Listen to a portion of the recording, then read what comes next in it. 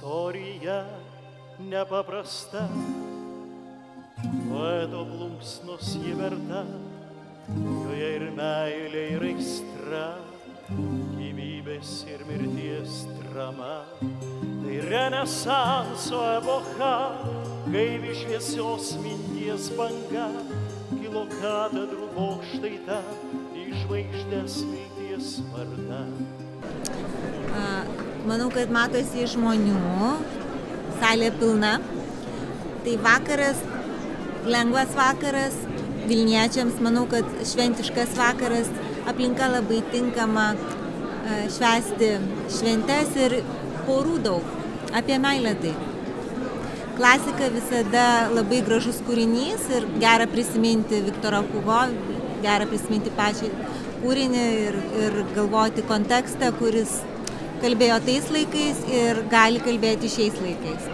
Kalbėti apie žmogišką dramą, apie aistrą, kartu galvoti apie kažką labai švelnaus, tikro.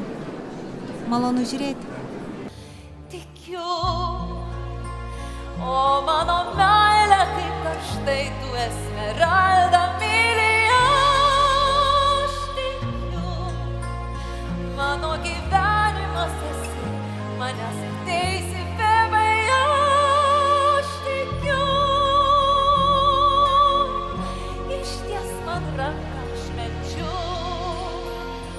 Labai patinka renginys. Aš kurį laiką jau norėjau pamatyti lietuvišką pastatymą, nes esu didelė gerbėja originalo prancūzų kalba. Ir ypatingai sužavėjo Karina Krysko ir Vaida Genytė, žinoma, vokalas ir Deivis. Tiesiog labai džiaugiuosi, kad tokią šventę pasidarėm savo.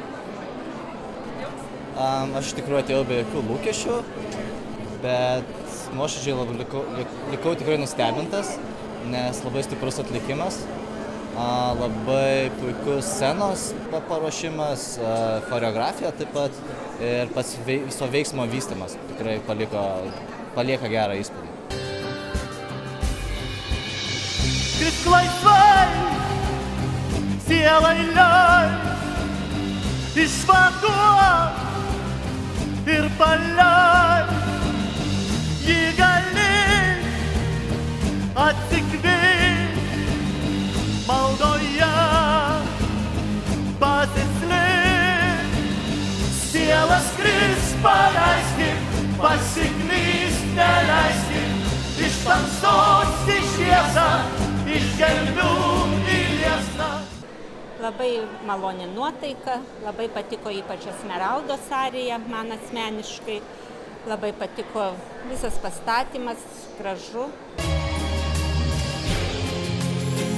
Ja glamonėju aš kas naktį sapnuose, nuoga iššoka nuolat mano mintyse. Ir jei kas išdrįstų mesti akmenyje, tegu pražudo į vienatvės prarają. Ir jei šėtonas šiandien Dievą man pakeis, jokie šventieji mano meilės nebeteis. Jau ne.